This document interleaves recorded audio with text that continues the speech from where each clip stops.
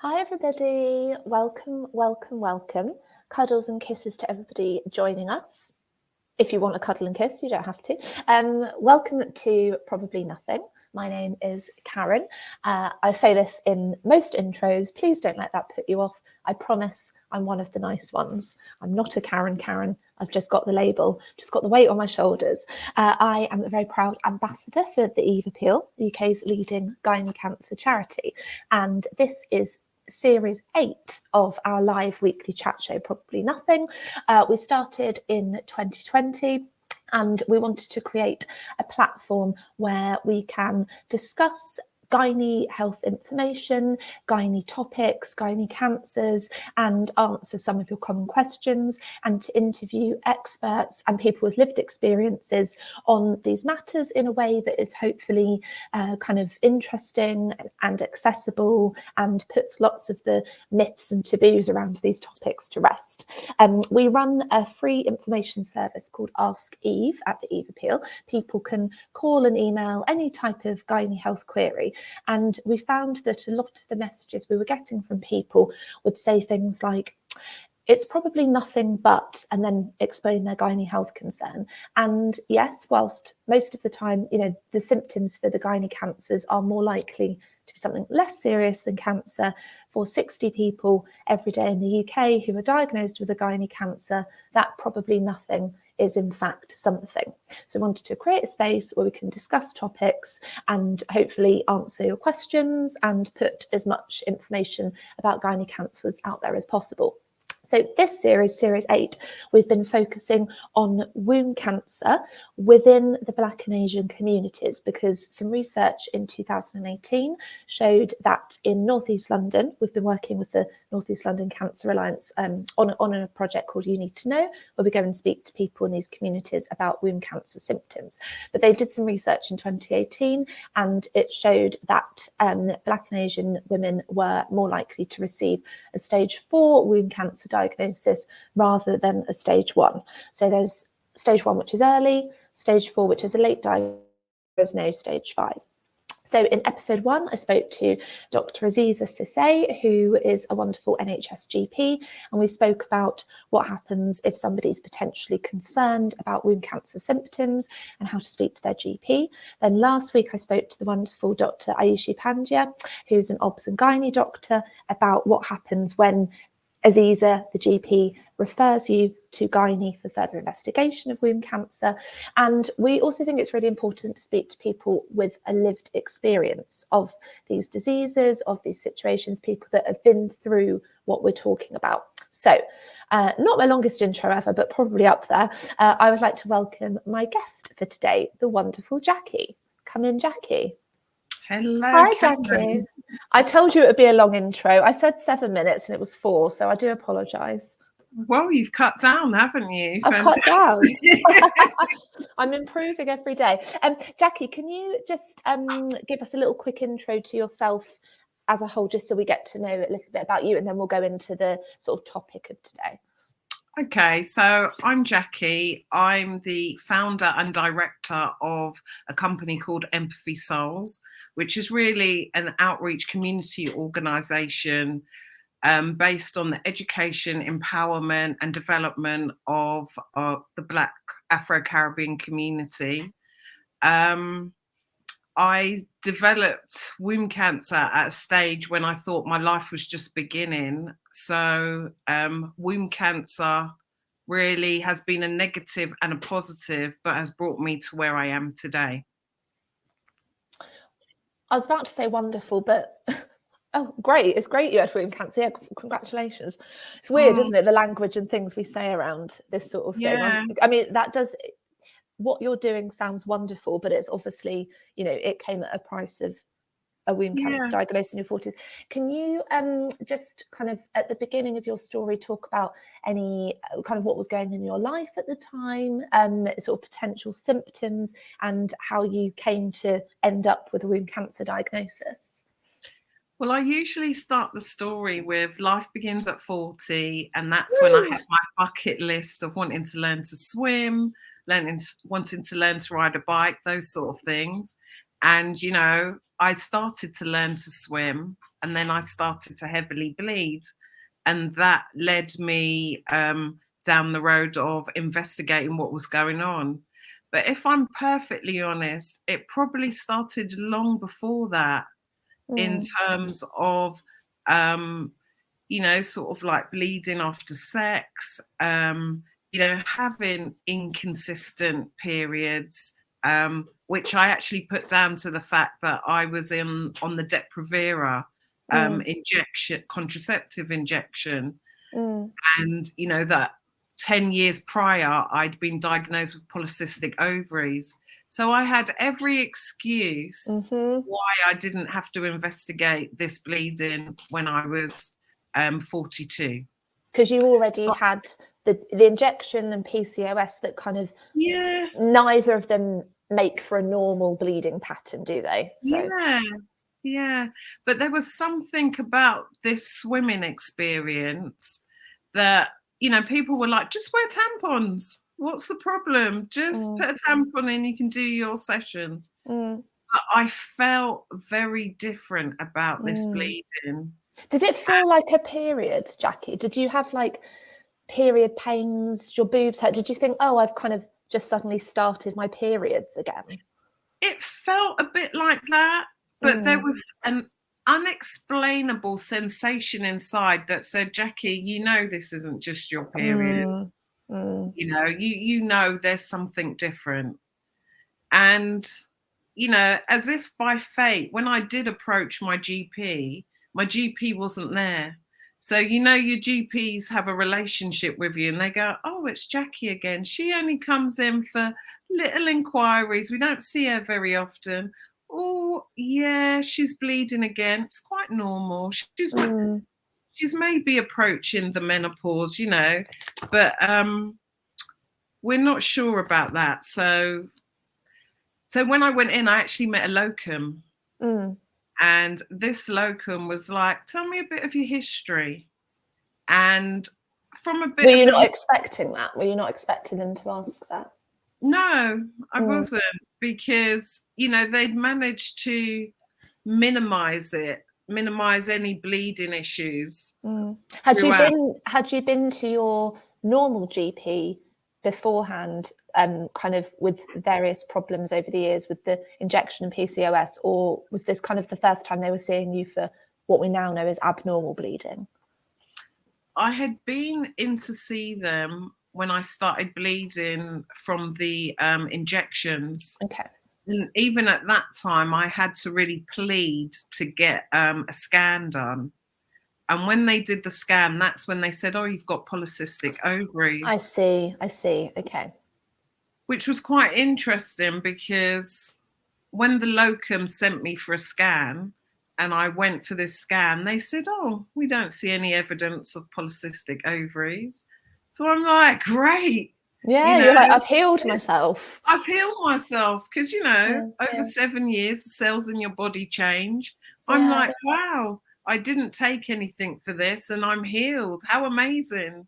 What do you think? So when the locum was like, okay, let's just actually have a chat about what's going on here, was there kind of like one thing in particular? Do you think there was something you said that made them think, we need to actually send her for investigation? Was it the fact that, you had this heavy bleeding, or was it kind of the whole picture together that sort of raised an alarm? I think it's because the locum took time to hear the whole picture. And, I wasn't just complaining, oh, this is really heavy and it's inconvenient. I was genuinely like, I really don't know what's going on. This isn't normal for me. Yeah, this really doesn't feel like right. Is it the polycystic ovaries still? And the locum he wasn't, able to give any answers. So he was like, no, let's start off with the scan and we'll go from there. If you hadn't gotten into swimming and the bleeding was obviously disrupting your newfound passion, do you think you might have delayed it a bit if it wasn't so disruptive to your new kind of lifestyle? Or do you think you would have gone pretty ASAP regardless?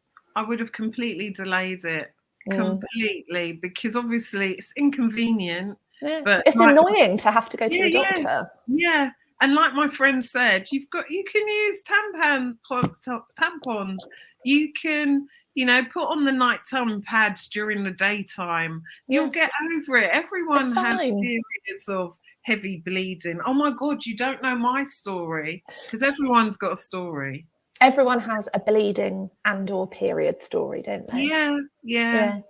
So your locum said, okay, I don't know why, but I will help you find out. So what happened? Did you get like sent straight to the hospital or referred, or what was the next step after the chat with the GP locum?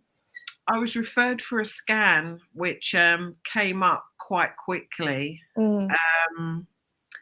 And yeah, going for that scan, as I said, they were really positive that, I didn't have polycystic ovaries. But then within a short while of that scan, I got a report saying that they're concerned about the thickening in the lining of my womb. Okay. And I was like, did you know kind of what that meant at the time, or? Had no idea. No. When are we taught about that? We're only taught about womb lining shedding at school when we have a period, but that's it, right? Yeah. So for me, I was like, okay, let's go to my friend Google and see what Google says. So Google's kind of saying, this is an indication of womb cancer. What did you think when you first, because not to make it about me, but I remember when I had my weird bleeding after sex and I Googled it, and cervical cancer was one of the first things that came up. And then you sort of see those words on the screen, you think, what? I was just looking, I was just a bit of blood after sex. I'm just having a quick Google, like, what? Yeah. How did you feel? The narrative for me was, well, Google's not always right. I know everyone relies on it like the Holy Grail, but it's an option, isn't it? Don't believe everything you read on the internet. Yeah. And why would Jackie have womb cancer? I don't even know that much about it. But anyway, we know that that's a possibility. Let's wait until we've seen the professionals. Let's get a better understanding. So that's when they made a referral for a histoscopy. Hysteroscopy, yeah. So the little camera to have a proper look at you inside the womb, and to take a biopsy. Can you remember how long it took? Because I know, obviously, like the waiting time between appointments can be very worrying for people. So I'm just thinking, if anyone's watching and thinking, I've got no idea of this sort of timeline, can you remember? Was it kind of the next day you went for a hysteroscopy, or was it kind of a little wait? Can you remember? I feel like it may have been about 2 or 3 weeks. Okay. And this is the other thing when you start going down this route. Now, when someone's asking you about it afterwards, the times are all blurred. It literally could have all happened in one day for you, because as soon as you do get a diagnosis, I personally just feel you shut down.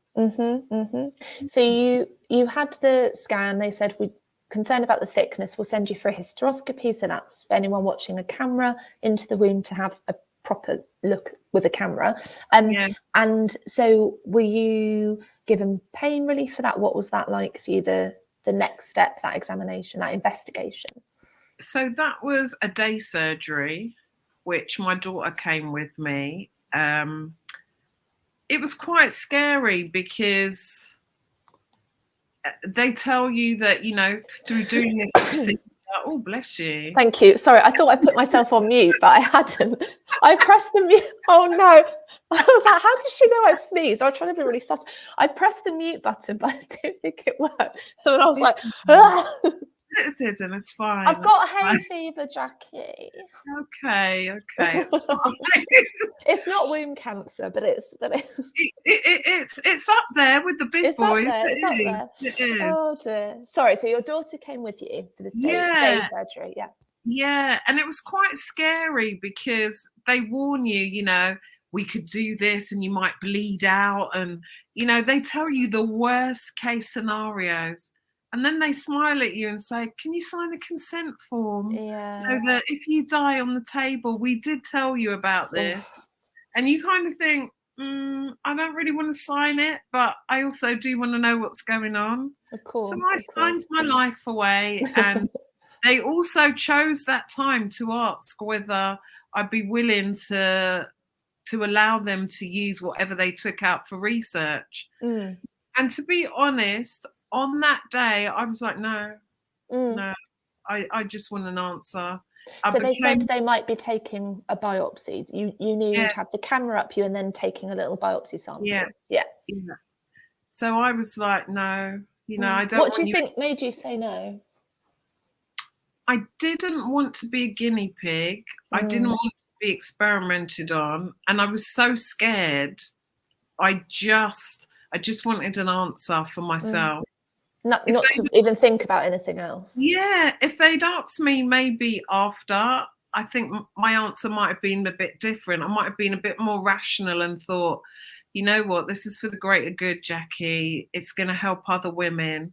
But in that very moment, it wasn't the right time to ask me. It's not a time that one is thinking clearly, is it? It's not a calm, considered time. No. So were you, Karen? I was just going to say, I'm always considered a calm, relaxed person. So you're going to put, like, in a nice way, you're going to put me for my little nap. You're so soothing to listen to. You have such a calm energy about you, but it all goes out the window, doesn't it? Yeah, of course, of course. So were you given like local or general anaesthetic for this? What was the situation? It was a general anaesthetic. Yeah. And so when you woke up, did they kind of say anything straight away, or did you have to wait for results? What kind of came after the hysteroscopy and biopsy? They were like, everything was fine, we'll contact you. So I felt quite confident. I'm not going to lie. I left with my daughter going, well, the worst of it is over now. I felt good because they didn't go, oh, they didn't give me any clues. They were just like, yes, we successfully did the biopsy and we'll get back to you. And then I got a letter asking me to go and see the consultant a week later for a week later's appointment, which then started to send the alarm bells. But I thought, you know what? They're probably just really good in this area. So, the narrative in my head was they're calling you in just to have an update on what they found, and that will be it. Do you think you really thought that? Or do you think you were a little bit kind of trying to shut out what part of you was starting to think? Or did you genuinely think, oh, it's actually just a thorough service? I'd convinced myself that it would be okay. I had convinced myself that actually, Jackie, this is not your path. You're okay. You're good. Yeah, this is not your time yet. Yeah, it's not. You're good. They said that this is really mostly postmenopausal women that would have womb cancer. And what were you, mid-40s, were you, or 42? How old were you? 42. 42, yeah. And I'd never even heard the word perimenopause used. So, it was only through this journey that I thought, actually, I was perimenopausal. But I hadn't heard it until I'd heard the diagnosis of womb cancer. So, yeah. So you had the appointment with the consultant, and do you think you kind of knew when the appointment started where they were going with it, or was it still a shock? Well, I like to call it a good story, but we love a good story. She was 10 minutes late for my appointment. And as I sat there, I was like, she's got bad news because she's 10 minutes late. Why would you be late for my appointment? Unless it was... unless it was bad news. So I kind of had I thought I'd prepared myself for the worst. I went into her consultation room and then she looked at me. She says, I don't know if you remember me. And already I'm thinking, well, I saw you only a week ago. You did my hysteroscopy. So I'm not seeing 7 doctors a day. Like I do remember you. Yeah. I do remember you. I'm not going senile. But I kind of just thought, oh, she really has bad news for me. Mm. She said, I've got the results of your histoscopy. And I'm sitting there, starting to get a bit hot now, you know, and she says, well, it's not really good news. And I say to her, do you know what? I can handle it. Just tell me what it is. She's really straight. Of course I can handle it. And she says, well, you've got womb cancer. And I think I shut down that moment. And I could hear her saying stuff about, we'll need to book you a hysterectomy, and, you know, we can book that for next week. And I'm like, hang on. Yeah, it was all going too fast for me. So the way that I tried to slow it down was, I was like, can I see the actual results? Can I see that piece of paper that says Jackie Booth has womb cancer? So she says, okay, yes, I'll print it off. And she gives me the sheet of paper that says there's a possibility of adenocarcinoma and some other words. And I see possibility. Yeah, I see possibility. So I say to her, well, this doesn't say I have womb cancer. This says there's a possibility. So she says to me, well, you know, in the medical field, there's a 20% chance that what we've observed is womb cancer. So I'm like, great. There's an 80% chance it's not. That sounds pretty good. Yeah, I for me, the odds are 80% chance it's not. And I'm Jackie, of course. Yeah. It's 4 out of 5. 4 out of 5 sounds pretty good, right? Yes, yeah. So at that point, another lady walks into the room, and I think, okay, who is this lady? And she says, well, you know, if you want to speak more about your diagnosis, I brought the Macmillan lady in, the Macmillan nurse. So I'm thinking, oh my God, I'm dead already. Macmillan only get involved when it's terminal cancer. It's a really funny feeling when the nurse comes in the room, isn't it? Yeah. And then she adds, for me, salt to the open wound. And she says, look, let's fill out this form, because now that you're on the cancer pathway, you'll get free medication. And I literally was looking at her like, I'd rather not have the cancer and pay for my prescriptions. Do you know what I found so funny about getting the medical exemption card was like that apart from having cancer, I was really healthy. Like I'd never in my adult years had a prescription for anything. You know what I mean? Like I was like really healthy. So I never used my card. I only ever had cancer. It's a weird. Yeah, but it's almost like, why are you selling it to me? Like, oh, do you know? Package. Yeah, you have this diagnosis, but there's a really good end result for you. It's going to. There's a great bonus package with it. Yeah. And I just said to her, look, I can't complete this form now. And with the consultant, she'd actually said to me, if I was in your position, I'd have the surgery. It's only, you know, like a little muscle. And I was like, I don't feel that way about it. And that's her opinion. That's not yours. Yeah. Yeah. And I just felt like this is what you say to every woman who comes through the door. And it's not very helpful because this surgery is major. And so I actually left the consultation, giving no indication of whether I was going to have a hysterectomy or anything. I actually asked for a second opinion because it said possibly. And that's what I was reliant on. And also I thought to myself, you know, there's alternatives you can do. You can drink certain things, you can do certain exercises, you know, maybe that will rid me of all that's going on. And had you always kind of thought, oh, like with other health things, whenever you thought about other health issues, were you always someone that thought about alternative remedies, or was it this potential diagnosis that made you suddenly try and think of alternatives, or was that already part of your life, you know? So my mum's been a nurse all my life. And I don't know, in my community, when your mum's a nurse, if you say you've got a headache, it's actually a brain tumor. And, you know, she's not quick to give you drugs to cure anything. It will be, have a cup of dandelion tea or have a cup of this. So most ill health, there is another way of treating it.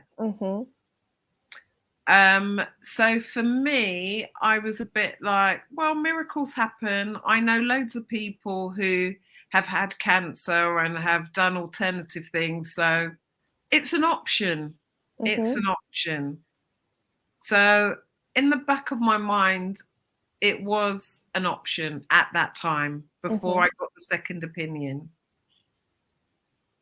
And so after you sort of walked out and thought, okay, it's a possibility, I want a second opinion, and there are potential alternatives, did you sort of push for the second opinion, or did you just get an appointment straight away because you'd asked in that consultation for a second opinion? How did kind of getting that next appointment with the new doctor work? So there's another story. Sorry, I've got loads of them. Right. After that consultation, I left the appointment and rang a friend. And I was going, you won't believe what just happened to me. And I was telling her how the consultant had no bedside manner, the Macmillan nurse was in there. And then she said to me, stop. She said, stop. She goes, take a breath. And when I took that deep breath, the tears, of course, everything just flooded out. I was on my knees outside my main hospital in Ealing, and I was just devastated. Of course. It had actually just hit me what really occurred in that consultation. And it was, in fact, another appointment where I insisted I wanted a second opinion. It was at that point where I was like, no, I can't go any further with this until I get a second opinion. And that was when the journey got a lot lighter, because I got an appointment in the main hospital in Hammersmith, where they looked at my scan results and looked at my history, and where the most prominent consultants were based. And I didn't know when I arrived, but my consultant, can I say his name? Yeah. I do see why not. Yeah.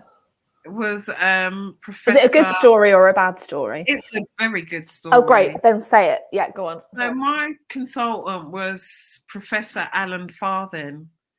And that might mean nothing to the rest of the world. But when I went back to my trusted friend Google, my trusted friend Google said to me, he's actually the gynecologist for the Queen.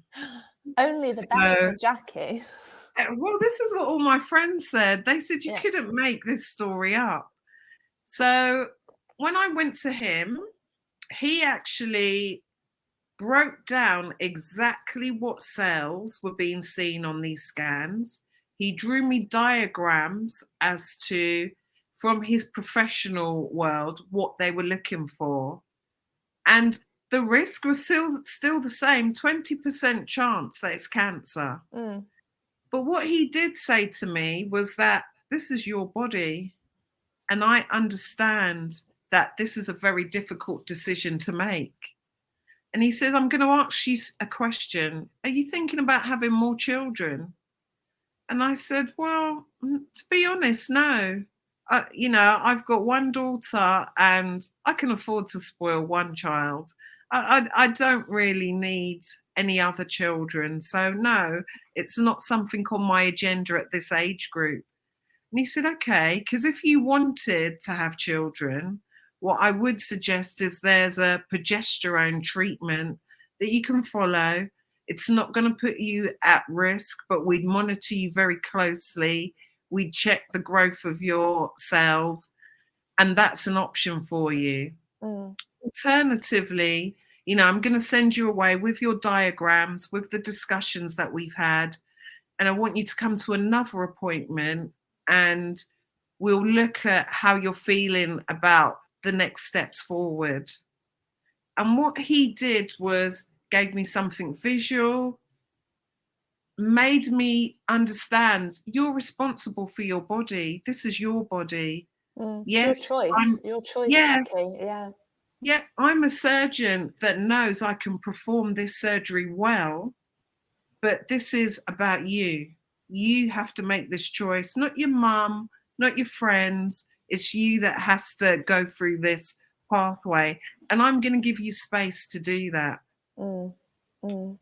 And so the next appointment I had with him, after I'd Googled him, of course, and knew that, you know, I was in good hands, Yeah. I said, you know, I'm ready. And he said, I'm booking this date, but I'm telling you now, in the morning, you're going to see me because I'll be performing this surgery. And even if you change your mind at the 11th hour, that's fine. And he also was very clear that we won't know if it's really cancer until we've completed the hysterectomy. And in my case, it was going to be a full hysterectomy. So 6 weeks later, when I went after my hysterectomy and I went to see him, he said, you know, I just want to tell you that you had cancer. So you were the 1 in 5. Yeah. Yeah.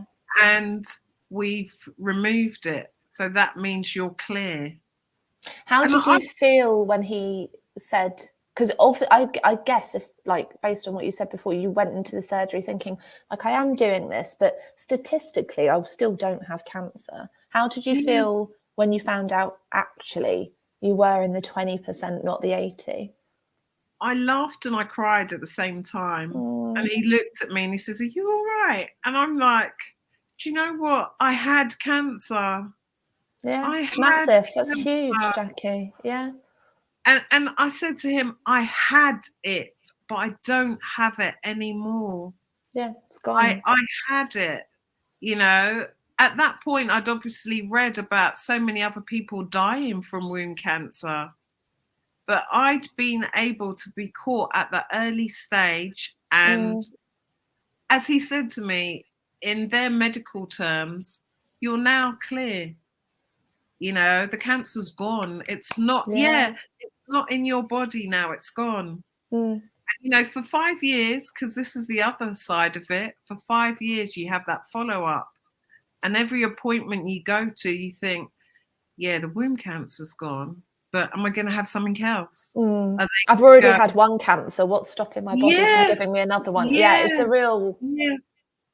You worry about it where you wouldn't have worried about it if you hadn't had the first cancer, right? Yeah. And I think that's what a cancer diagnosis can do to you.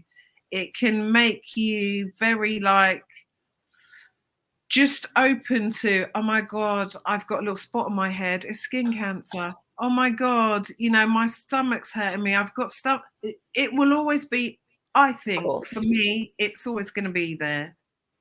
I think you are not alone in that respect. I think the health anxiety that comes with a serious health diagnosis is the mental impact is, I think, much greater than we ever have time to shine a light on. You know, I think it's it's amazing that they removed your womb and your cancer, but it does leave a footprint on you, doesn't it? Of course. And I mean, for me now, God forbid, if anyone comes to me and says, oh, I've got slight tummy ache, you know, it's my time of the month, I'm like, I tell my womb cancer story because you've got to investigate it. You've got to tell your nearest and dearest around you. You've got to say, actually, you've got to say to your partner, do you know what? I was bleeding a bit after we had sex. No, I don't think you were rough. I think there's something, you know, not right. You've got to openly talk about it because it will save your life. Do you think, you were talking earlier about the sort of, there are alternative options, and then we also spoke about how obviously your cancer was treated successfully because it was caught early. But if you hadn't been going swimming, you would have delayed diagnosis, or maybe you'd have sought alternative treatment. Why do you think that you would have done that? Is it part of like your community? Is it kind of something you were raised with in kind of seeking alternative help, and rather than like Western medicine? Like if you were a Black woman that hadn't been going swimming and had delayed it, sadly, like it would have been a later diagnosis, and this would have fitted in with the stats that we're seeing, that a Black woman is more likely to be diagnosed at a later stage. And not to kind of make you speak for everybody of your community, but what from your experience and friends and family is kind of the reason, if any, why Black women are later getting a diagnosis? Is it that they're not going to the doctor in time, or that they think it's not serious? You don't think it's serious. And from the Afro-Caribbean community, we will always have a tea or something that's going to soothe the bleeding, is going to soothe how you're feeling. It's going to be reinforced to you that, oh yes, I had really heavy periods at one stage, and this is the bush tea that I had to drink. And so there's always an older woman in the family saying that they had the same thing, and this is what sorted them out. So that's passed to you. Yeah. And, big clots coming out, that's fine. That's just this month you probably didn't exercise enough. And you know what? This is the trials of being a woman. It's not the trials of being a woman. And I'm not saying the medical model have all the answers, but they will give you a direct look at that area of your body. They will show you, we all did science classes. We all understand about cells. They're going to show you these cells. These anecdotal stories that come down are not very helpful, because... Is it not, sorry to interrupt, is it not, I'm just worrying that if somebody's, it's to say a 25-year-old girl's got loads of clots, and she's from an Afro-Caribbean community, and then her mum, her sister who are older are saying, oh, have this tea, I had clots when I was your age, it's fine. Is it not really difficult to kind of like challenge your elders who you respect and say, actually, I think, and also I think you might be wrong, mum, like that must be quite difficult. And also if you're kind of only sort of thinking about maybe herbal remedies and things like that, a cup of tea that should cure you, to being examined by a stranger, a GP, there's a big gap between that, isn't there? Yeah. And that's why I talk. Any opportunity the Eve Appeal gives me to talk, I will talk. I will share my story, because that narrative needs to change. It's fine. You can still drink the tea. It's not going to kill you. But also go and get it checked with the GP, whatever age you're at, because the medical model is only about 500 years old. Yeah. The information we're getting from our elder generation might be 1,000 years old. So there might be some truth in it, but have balance. Do both.